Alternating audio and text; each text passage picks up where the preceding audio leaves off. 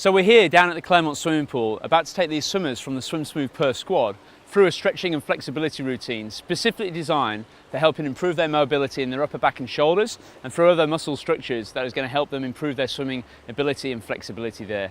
Okay guys, so if you just want to stand up, the first thing to do when you're doing a good stretching routine is to make sure that you're not going straight into some ballistic stretches. It's very common to see people rocking up on the pool deck, maybe running a little bit late, thinking, right, I'll just do a couple of quick stretches and going bang, bang, like so. And doing it very cold like that in the shoulders can cause some issues. You can cause little micro tears within the shoulders there. So it's important that we loosen off first. So what we're going to do here is, if you just want to follow what I'm doing here, just crossing over in front and then just bringing your arms around the back. Just very loose, easy motions. Feeling your shoulders very loose and heavy and just relaxed.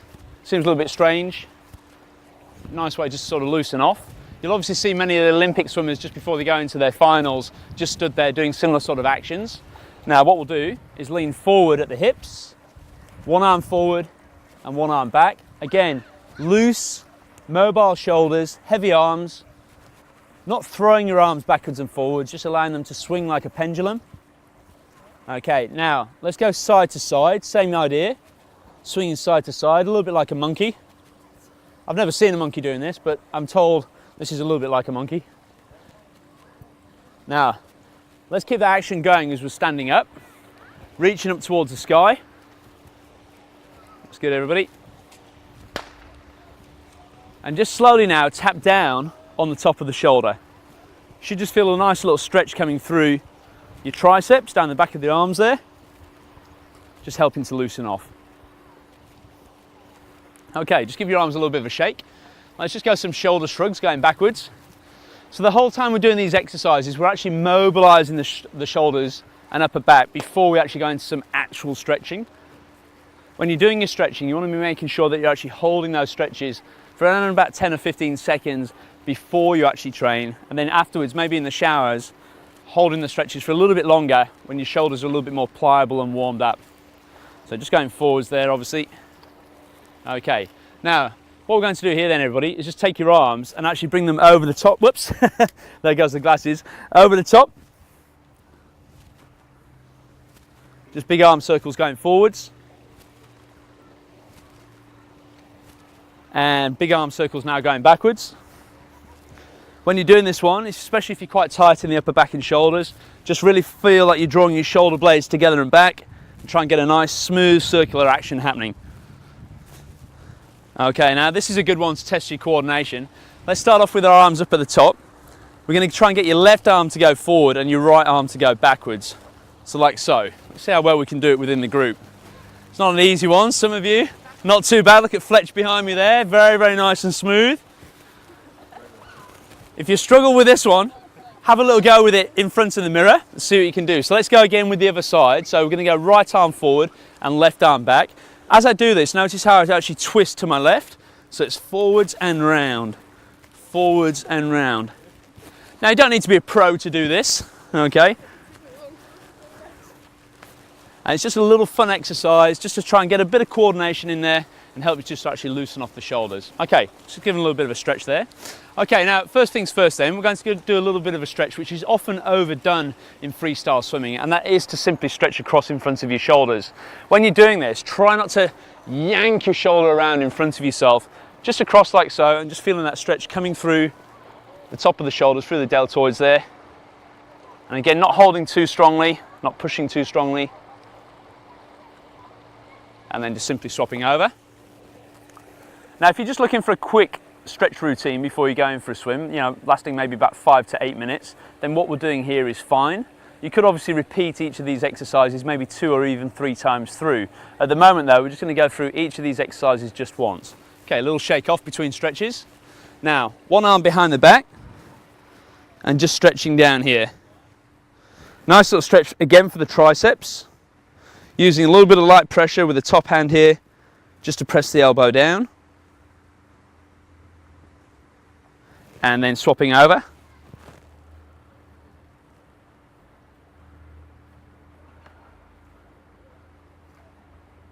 Good, and then just shaking off. Okay. Now, Kimmy was a little bit upset that we weren't going to do a Jane Fonda routine here, so this is my ode to Jane Fonda. What we're now going to do is take your feet just a little bit wider than shoulder width, and we're going to stretch down one leg and over the other side like so. This is our Jane Fonda stretch, the ode to Jane Fonda. Now, what we're feeling here is a nice stretch through the lats, down the obliques, down the side of the body there, the side of the torso. A little stretch through the hips as well. And then let's swap over onto the other side. Nice and controlled. Just take a couple of deep breaths in and out whilst you're in that position. Trying to avoid bouncing whenever you're doing any of these exercises. Okay, now back over to the original side, but now both arms down the one leg. Stretching down the side.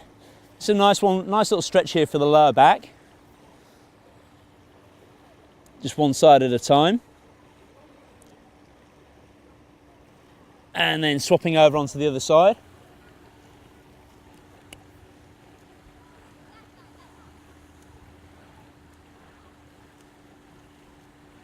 And then into the middle. Now, I'm certainly by no means the most flexible guy in the world. In fact, when we go to yoga classes with my wife, she often laughs at me very much with their lack of flexibility. But what you're trying to do here is you're not trying to make yourself into super rubber man. You're just trying to actually facilitate a little bit of mobilization in the muscle groups which are going to help you swim a little bit smoother through the water. Okay, now let's just bring the feet together. Nice little exercise this time.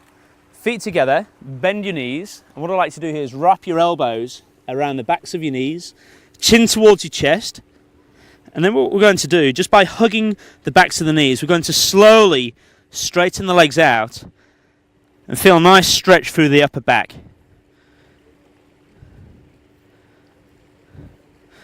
Mobility in the upper back, the upper thoracic region, very, very important for freestyle swimming. It's a nice little way to actually stretch that out. Okay, now just let your hands go, just hang them down, and then slowly stand up. Okay, now we're actually going to go over to the fence just behind us here for our next series of stretches. So just back with me here, everybody. Just find yourself a little bit of space by the fence. I'm going to do a very, very important stretch for freestyle swimming here. If you spend a lot of time at the computer, hunched over the computer, shoulders rounded, or you often go to the gym and lift some big heavy weights, etc., that's going to bring you into quite a rounded shoulder position. Freestyle swimming, as we know, to stop things like crossing over in front of the head, it's very, very important that we work on improving the stabilization between the shoulder blades, and in retrospect also lengthening out through the chest here to avoid that sort of tendency to actually cramp up and draw the shoulders around. So with this little exercise, let's just go through the group in just a second. Elbows at 90 degrees, we have 90 degrees here, hand on the shoulder, and then just slowly turning this shoulder away from here. Now, what a lot of people do wrong with this exercise is they try to really force it, try and pop that shoulder forward. What you want to be doing, everybody, is thinking about drawing your shoulder blades together and back whilst we're doing this little exercise. And that's looking good. We can actually just sort of see Becca here just drawing the shoulder blades together and back there, looking good. Same with Gwen and Reinhard here. Excellent. So the emphasis here is on the front of the chest as opposed to popping the shoulder forward. Okay, everyone, let's just turn around and try it on the other side then. So just in like so. And just by placing that hand towards the front of the chest here, you just focus your attention on lengthening through here like so. Excellent. Okay, and just shake your arms off. Now, this next little exercise, just need a little bit of coordination with these thinner bars. I call this one the floozy stretch. You'll see why. Elbow goes up, hand on the hip is optional, but we stretch up the side here, and what we're actually doing is we're actually lengthening again through the triceps and down through the lats. So just bend your knee closest towards the fence or the wall if you're using that, hand on the hip for a bit of stability, and just gently leaning in towards the bar. That's good, everybody. Gwen likes this one. Feel that nice stretch coming through there. Excellent, Brian. That's good, Kimmy. Okay, and then just swapping over.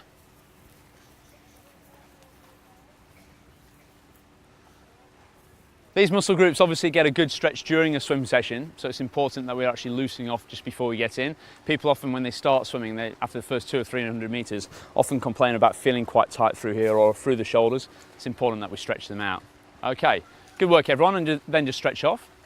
Now this next exercise has got two ways of doing it. There's a way which you see many of the elite swimmers doing it, and I'll just demonstrate that for you now. And then there's a slightly safer way of doing it down on the towels, which I'll get the group to do.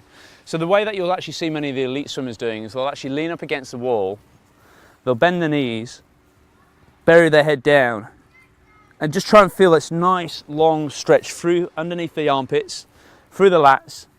But it can, if done incorrectly, put a little bit too much stress on the lower back, especially if you're really arching there. So let's go down onto the mats everyone. I'll show you a little bit of a better way of actually doing this in a safer manner. So, kneeling down, just reaching your arms out in front of you. I'm just going to tuck the chin down. Now if you've done yoga before, I believe this one's called the pose of a child. Keeping your forehead down towards the ground and just feeling a nice stretch through the lats, through the upper back muscles. Now what we can do here is a little bit like the, just everyone just come up for a second. A little bit like the Addams family hand, if you remember the little hand that used to walk around. What we're going to do here is going to come back into this position, and I'm just going to ask you to slowly walk both hands off to the left hand side, and you'll feel a little bit more of a stretch through the right.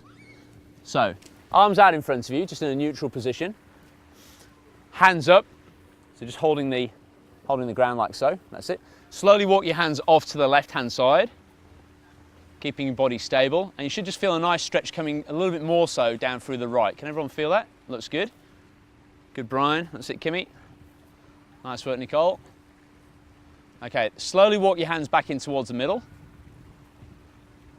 and then over to the right hand side and feel the stretch coming more so through the left.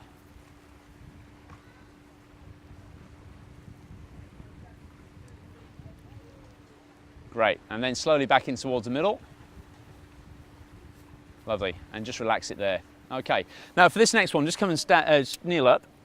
I'm going to show you this next exercise, and this one again is another exercise which is taken from a bit of physio work and also a bit of yoga as well. I need you to watch me do this one first before you try and repeat it. So, it looks slightly complicated. We're down on the front, left arm is reaching out, right arm is off to the side, you're curling your toes underneath yourself, and all I'm going to do here is just slowly raise this arm up and over. I'm going to follow the arm with my gaze and just balance myself out with with this leg here, just like so. Now where I'm actually feeling this stretch is pretty much all through the body. I'm feeling it right to the fingertips, through my forearm, bicep, through the chest and shoulders here, a subtle twist in the upper thoracic region, down through the hips, the hamstrings, and down through the calves as well. If you do have significant back issues, probably avoid using this one just because of that twist on the back. But it's a really, really good exercise if you are relatively supple, just to help to promote and improve that stability and suppleness in your upper back and shoulder region. So then we just take the arm back over and we swap over onto the other side. Okay guys, let's give this a little bit of a try then. So arms out in front of you. Have your left arm extended out and your right arm off to 90 degrees. And if you are doing it in a close space here, so Nicole, just with your legs out behind you, that's it. Curl your toes underneath yourself. Take your right arm all the way up and over and balance it with the right leg there. That's good. So Gwen, just taking this arm just over to here and just following your gaze down the arm. That's it. Good, Reinhard. Done this one before? That's pretty good. It's good for cycling, actually. Excellent, Nicole. You can see Nicole's got excellent suppleness here through the upper back and shoulders. Very, very good. Brian, just balance that out a little bit with this top leg and just bend your knee a fraction. That's good. Just looking down this arm. Good work. Okay, and then slowly back up and over. Now let's pop your right arm out and left arm out to the side. Okay, and then slowly up and over. Balancing with that leg.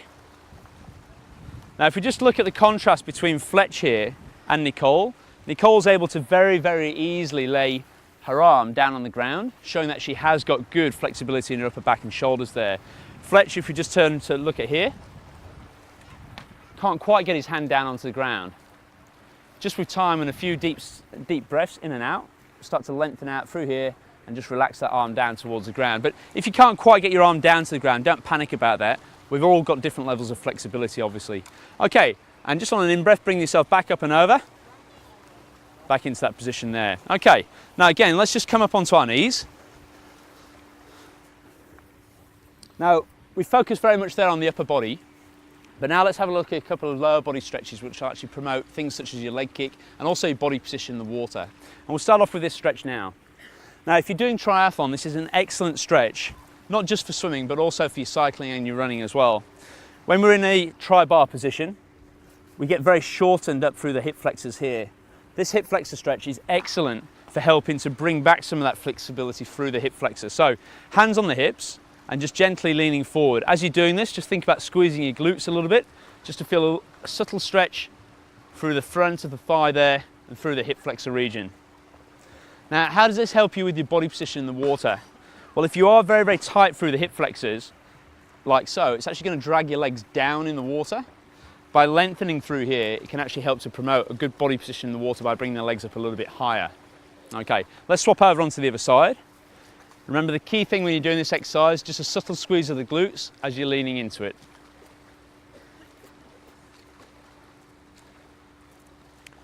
That's good. Everyone feel that? Yep. Okay, then just coming back into this position here. Now, a lot of people, when they're swimming, doing lots of push off the walls or using flippers, often report that they get cramps on the underside of the foot or through the calf region here. These two stretches in combination can help with that.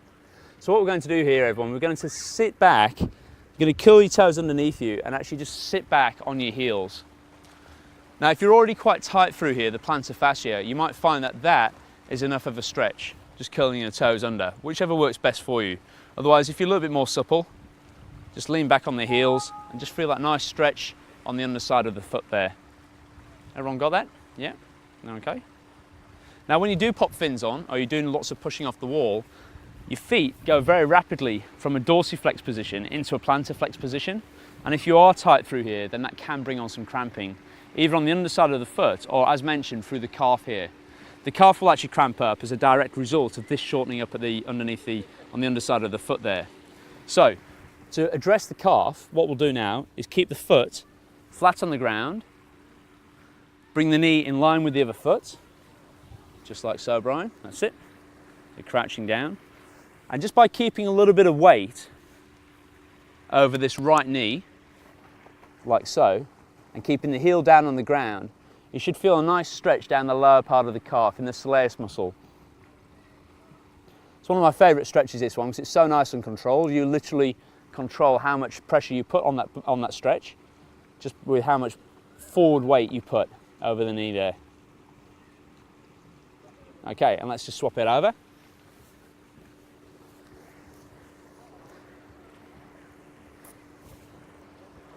And just leaning through. Remember, all the time trying to keep the heel down on the ground. Reinhard, you could even bring this knee a little bit further forward if you like. There we go. That's good, Fletch. Good stuff. Okay, and then finally, just coming into this position here, just sitting down. This is a good little stretch that you can do in front of the TV each night to help promote some good ankle flexibility. Now again, if you're a triathlete, chances are, with all the running that you're doing, you're probably building up quite a bit of ankle stability. That's a great thing for your running. It can stop things like rolling over on your ankles, etc. But for an efficient freestyle stroke, if we're kicking with very dorsiflex ankles like so, that creates a significant amount of drag. So just helping yourself to actually improve the flexibility in the ankle is quite a useful exercise to do. So just crossing over, one leg over like so, hand on the knee, and with the hand on the top of the foot, just pulling the foot back towards the body. And just feeling that nice stretch over the top of the foot and through the shin muscle there. Can everyone feel that? That's good. Again, it's another controlled stretch. You literally control how much you're pulling back there, and I'm just feeling this right through here. It's the same position that you'd be in if you were pointing your toes out behind you, or using flippers, or going from that immediate foot plant on the wall to driving off into that plantar flex position. Let's swap over onto the other side. And just stretching out there like so. So as you can see there, this stretching routine hasn't taken us too long to go through. You might like to modify it or even reduce it and pick out your favourite stretches before you go for a swim. Try and cut it down to about 5 or 6 minutes.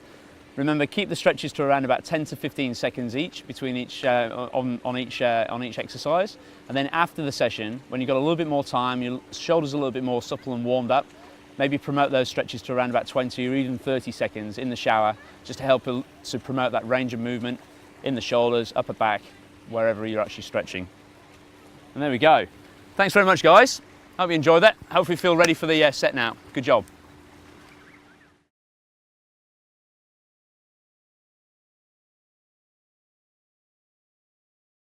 One of the classic differences between the smooth swim type and the swinger swim type is in the arm recovery over the top of the water. And we often talk about the idea that the classic high elbow recovery with the fingers just trailing loosely over the surface of the water is more of a pool style, with that straighter arm recovery having obvious benefits for open water swimming, giving you higher lift over the surface so your hands don't get caught by the waves. And even when you're wearing your wetsuit, that tight fitting nature of the wetsuit around the shoulders, by forcing the elbow high, can actually put a lot more stress and strain on the shoulders. Opening up the angle a little bit takes it a little bit off. Now that's when you're wearing a wetsuit or when you're looking at going between the pool and the open water. But let's just say you're naturally not that flexible in your upper back and shoulders. We find many Arnie swim types really suffer from this. Even though that classic high elbow looks smooth and elegant, if you're stiff and restricted in your upper back and shoulders, you're going to find it really difficult to get into those sort of positions. Have a little go trying the broken arrow drill sequence, where you kick on your side down the pool, raise your arm perfectly up to straight, pause for 2 seconds, and then spear into the water and over onto the other side.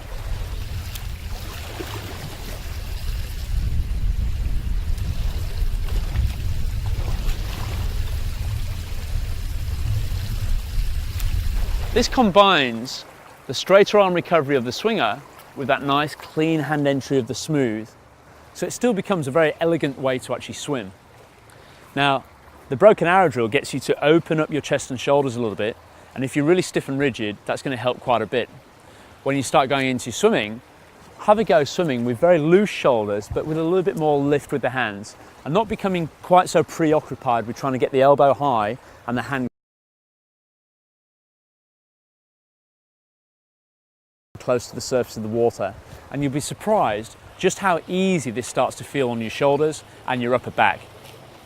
Another good way of doing this, obviously the broken arrow drill helps you to rotate down the pool, but we're having some very, very good response from swimmers, Arnie swim types specifically, utilising the Finis Tech-Tok, which is a small belt that goes around the waist with a large tube on the back with a ball bearing inside that tube.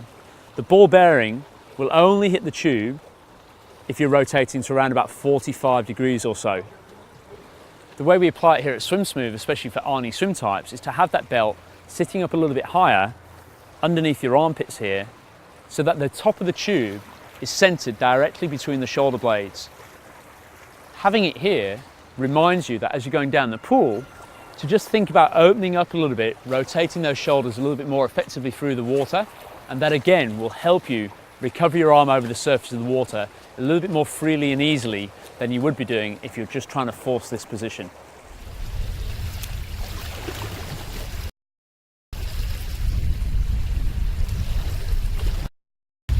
So there we go. Arnies out there and anyone else with tight shoulders, stiff upper backs, give that slightly straighter arm recovery with a higher arm lift a bit of a go, and you'll be quite surprised at just how free and easy it feels, even though on camera, when you see some of the top swingers in the world utilising it, it seems to be quite a high energy thing. It's not. It's really looking about freeing up your shoulders there. One of the classic differences between the smooth swim type and the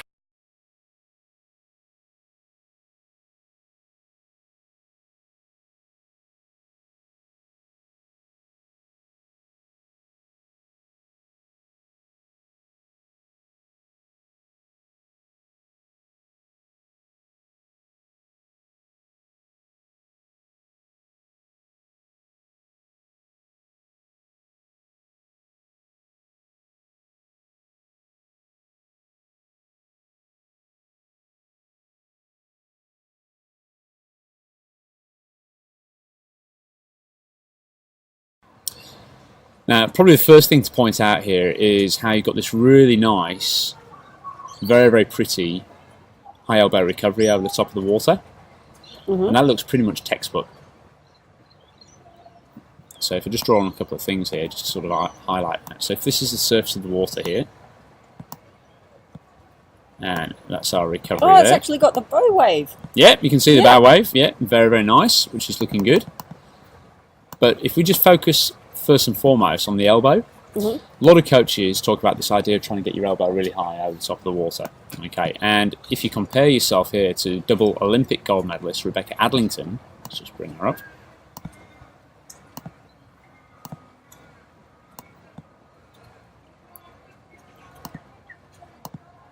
You'd be forgiven for believing that that was the best way for everyone to swim, even in the open water, because if you look at Rebecca Adlington here, she's doing precisely the same thing that you're doing over the top of the water.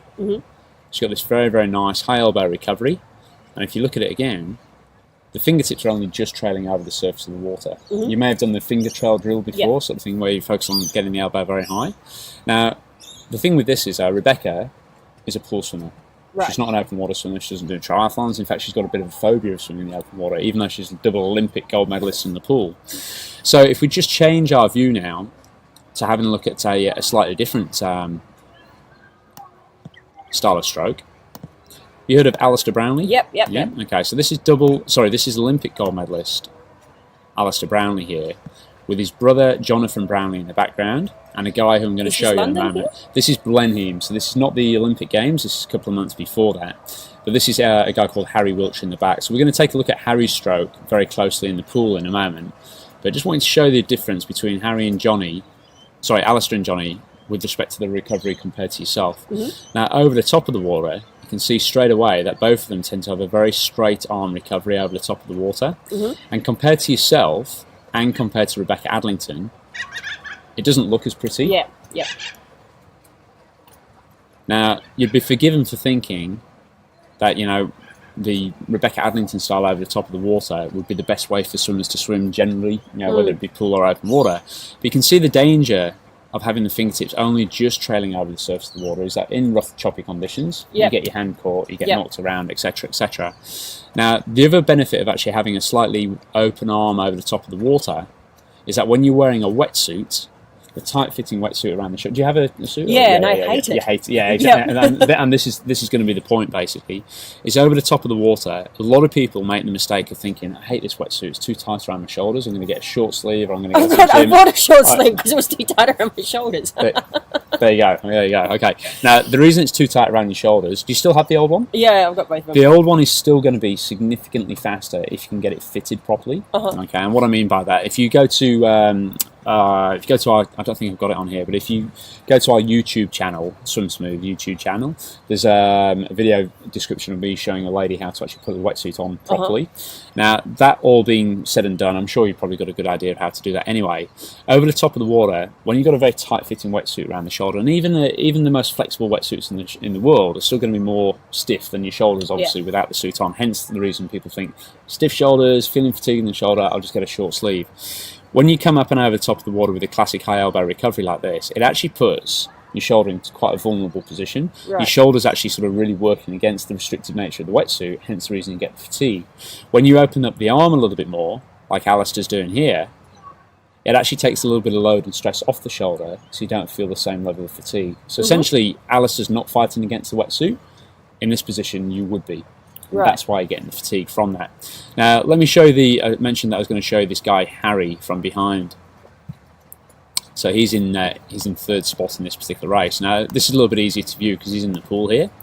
Now, he's got what we call the swinger style of recovery, and it's very, very pronounced. That's actually how he swims normally. That's actually how he swims normally, yeah. Now, I'm not suggesting we need to modify your stroke as much as what he's doing. That's on a very extreme level.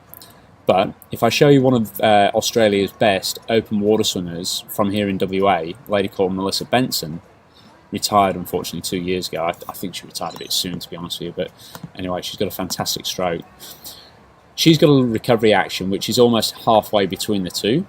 So she hasn't got the classic high elbow recovery, but she's still got enough of a lift of the hand so that the hand doesn't get caught on the surface of the water, which yours would potentially do here when you're swimming in the rough open water. So this is just one of those things where this is not going to be a make or break on your stroke. I'm not going to say that this is the, fix your arm recovery out of action over the top of the water and you'll be swimming 5 minutes quicker.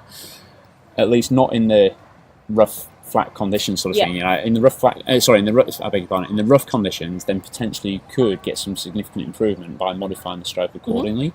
And the world's best open water swimmers do that. They modify their stroke to the conditions as they see them presented.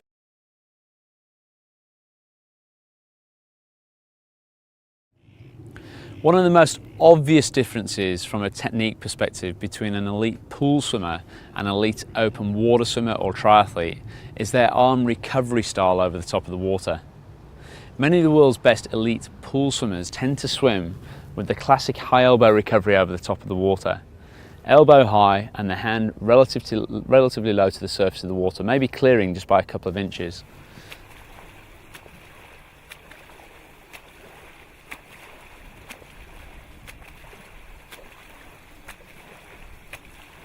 Now, when you're in the flat conditions, like in a swimming pool, that can be totally fine, and there's no chance of this hand getting caught in the water. However, in an open water environment, even like we have today, where it's absolutely pancake flat, you imagine 500 other swimmers jumping into the water with me at the same time. The disturbance that this creates to the surface of the water can make for quite choppy conditions. Certainly in the ocean as well, a slightly modified arm recovery over the top of the water can really play dividends. So, many of the world's best elite open water swimmers and triathletes tend to swim over the top of the water with a slightly straighter, higher arm recovery. And indeed, many of the world's best almost have like a windmill action over the top of the water. This style of stroke might look quite unorthodox in the pool, although notable elite swimmers have done it in the pool to notable success. But this style of swimming does look quite strange to the naked eye. What's interesting is, underneath the water, these guys will still get a very, very good catch and pull through, bending the elbow and pressing water back. It's just that over the top of the water, they're opting for a slightly straighter arm recovery position, so that firstly, their hand clears the surface of the water, so in rough conditions or when swimming closer to other swimmers, that's giving them enough clearance over the surface of the water to allow them to do that, or to swim very closely to somebody and make the maximum use out of drafting. But also, when you're wearing a wetsuit, if you're trying to go with that classic high elbow recovery, even in the world's most flexible wetsuits around the shoulders here, it's going to be quite restrictive to actually work against that neoprene. A slightly modified straighter arm recovery over the top of the water will mean that you won't be working against the neoprene quite so much, and consequently your shoulders won't be fatiguing quite so quickly. So what we're going to do now, we're going to have a little look at how to actually modify the stroke in the open water, purely from the recovery perspective. Notice the difference between the high elbow recovery over the top of the water compared with that slightly straighter arm recovery, and then a very unorthodox looking windmill style of action over the top. Try working with these exercises in the open water and see which one works best for you, and also whether or not it helps to ease off the shoulders a little bit, especially when you're wearing a wetsuit.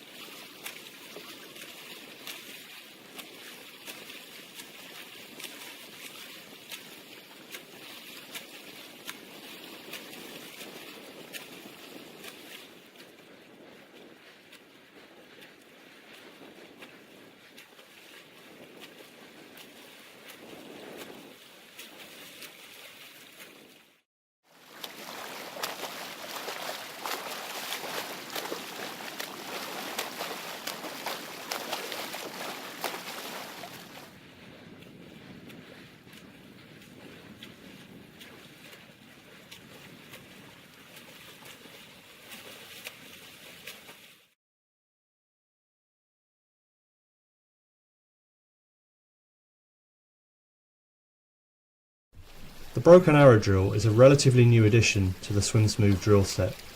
It's a fantastic drill to help loosen off tight upper backs and shoulders. When performing this exercise, again, start off by kicking on the side. Raise your arm straight up towards the sky. Pause for 2 seconds and then spear into the water. That's essentially where the broken arrow name comes from. You're breaking the arrow or breaking the elbow from that vertical position down into a very spear-like action into the water. When you're in that vertical position with your arm pointing up, almost feel your shoulder sinking back down into its socket.